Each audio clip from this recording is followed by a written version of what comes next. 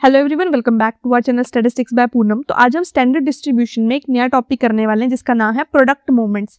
Product का नाम सुनते ही आपको कुछ दिमाग में आ रहा होगा कि प्रोडक्ट तो मींस क्या होता है, किसी भी चीज का मल्टीप्लीकेशन। पहले तो यही दिमाग में आता है, प्रोडक्ट मींस मल्टीप्लाई।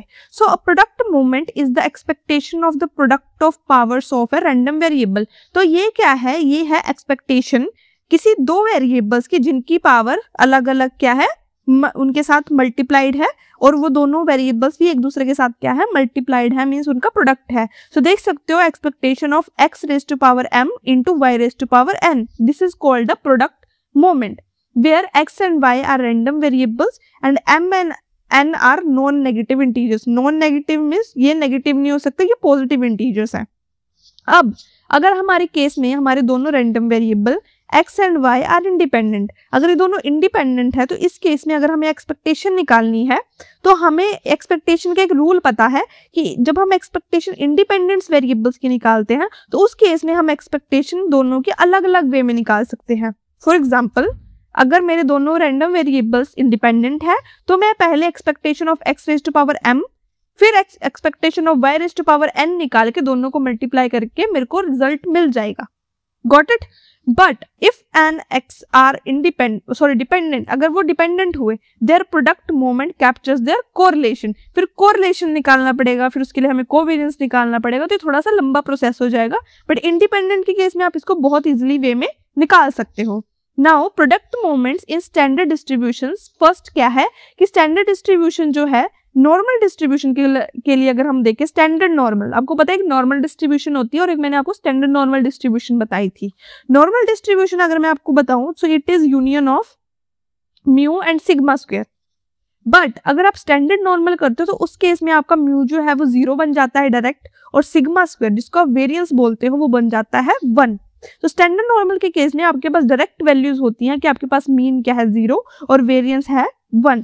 सो इस केस में if x and y two random variables are independent, अगर इंडिपेंडेंट है तो अगर मतलब आप देख सकते हो, अगर मेरे पास एक्सपेक्टेशन ऑफ x ही 0 है तो अगर मैं उसको x एक्सपेक्टेशन ऑफ y के साथ मल्टीप्लाई करूंगी तो वो भी 0 हो जाएगा। Got it? अब हायर ऑर्डर प्रोडक्ट्स मोमेंट्स आते हैं। फॉर एग्जाम्पल, एक्सपेक्टेशन ऑफ मैंने x स्क्वायर y कर दिया, अब पावर्स है कोई भी किसी की भी सकती है। फॉर एग्जाम्पल यहाँ पर 2 हो गया, ओके, बट हमने एग्जाम्पल लिया है ये वाला। सो अगर आप नोटिस करोगे x स्क्वायर जो है वो हमारा वेरिएंस दिखाता है, सो यहाँ पर EY हो जाएगा। सो ये मेरा 1 है, सो 1 इंटू ये तो मेरे पास 0 ही है। क्यों 0 है? अभी मैंने बताया कि अगर एक्सपेक्टेशन ऑफ x 0 है तो एक्सपेक्टेशन ऑफ y भी तो 0 ही हुआ ना, क्योंकि इंडिपेंडेंट है, x is equal to y, that's the simple case. So expectation of y कितनी 0। सो इस केस में भी हमारा हायर ऑर्डर प्रोडक्ट्स मोमेंट्स के लिए भी हमारा जो कह सकते हो आप प्रोडक्ट मोमेंट है वो भी क्या होगा, 0 होगा।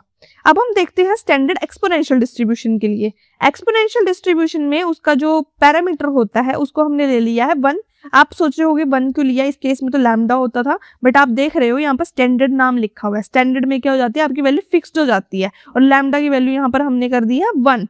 सो हमारा मीन क्या है 1 है, और हमारा वेरिएंस क्या है 2 है। Got it?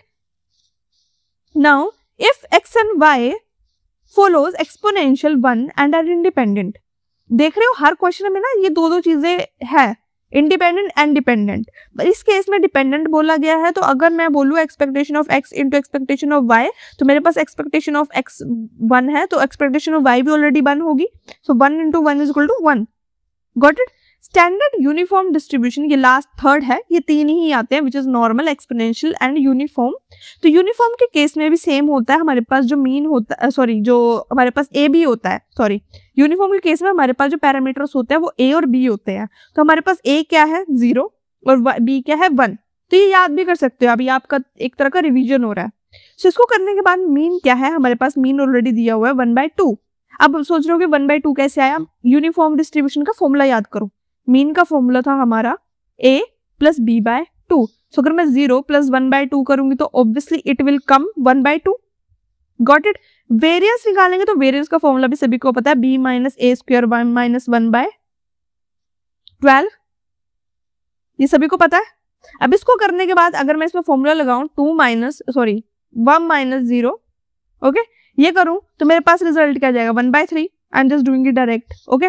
तो मेरे पास क्या है, अगर मीन मेरे पास 1/2 है, वेरियंस मेरे पास 1/3 है, तो उस केस में अगर मेरे पास दोनों जो x एंड y हैं वो इंडिपेंडेंट है, तो मेरे पास जो इनका प्रोडक्ट आएगा जिसको बोलते हैं प्रोडक्ट मोमेंट, तो वो क्या हो जाएगा 1/2 into 1/2 is equal to 1/4। Got it. अब इसके रिलेटेड हम एक एग्जांपल देखते हैं कि हमारे पास इंडिपेंडेंट यूनिफॉर्म डिस्ट्रीब्यूशन है। अभी हमने देखा इट इज A0 और B1। हमें बोला गया है कि let x and y following uniform distribution, okay got it. Independent uniform random variables, हमें बोला है expectation of x and y बोलिए, तो देख के पता लग रहा है हमें प्रोडक्ट मूवमेंट पूछा गया है। तो हम पहले क्या निकाल लेंगे, इंटीग्रेशन निकालेंगे। इंटीग्रेशन x, यहाँ से x मतलब यहाँ पर x की वैल्यू जाएगी, यहाँ पर y की वैल्यू। अभी मैं इसकी डायरेक्ट वैल्यू नहीं लिख रही हूँ। सो एक्स वाई dx dy। तो आप देख सकते हो यहाँ पर हम AB भी लिखते हैं। सो आपके पास AB गिवन है, सो आपके पास 0 to 1 गिवन है। सो 0 to 1 आप पहले क्या करोगे, आप x की निकाल रहे हो, दैट्स योर डिसीजन, आप किसके साथ निकालना चाहते हो। यहाँ पर मेरे पास इंटीग्रेशन की वैल्यू सेम थी, तो मैंने पहले x की निकाल ली, फिर मैंने x की वैल्यू निकाल ली, फिर मेरे पास y बच गया, मैंने y की भी इंटीग्रेशन निकाल ली। इसको करने के बाद मेरे पास क्या आ गई रिजल्ट 1/4। तो आप देख सकते हो हमारे पास प्रोडक्ट मूवमेंट क्या आ गया 1/4। ये डिटेल्ड में बताया मैंने आपको कि कैसे हम इस चीज को निकालते हैं। अगर आप इस चीज में देखोगे तो मैंने भी इस चीज ना शॉर्टकट में निकाली थी। शॉर्टकट में निकालने में और थोड़ा सा लेंथी वे में निकालने में दोनों का रिजल्ट क्या है, सेम है। We got the same answer. तो आप देख सकते हो ये था हमारा प्रोडक्ट मूवमेंट। और प्रोडक्ट मूवमेंट्स थोड़ा इजियर टॉपिक है, but on the other side बहुत अच्छा टॉपिक भी है और समझने के लिए इजी भी था, मैंने समझाया आपको। बट अगर आपको स्टिल कोई डाउट है प्लीज कमेंट सेक्शन में बता देना, मैं आपको रिप्लाई बहुत जल्द करूंगी अगर आपकी कोई क्वेरी है। और मिलते हैं नेक्स्ट वीडियो में, तब तक के लिए bye and have a nice day.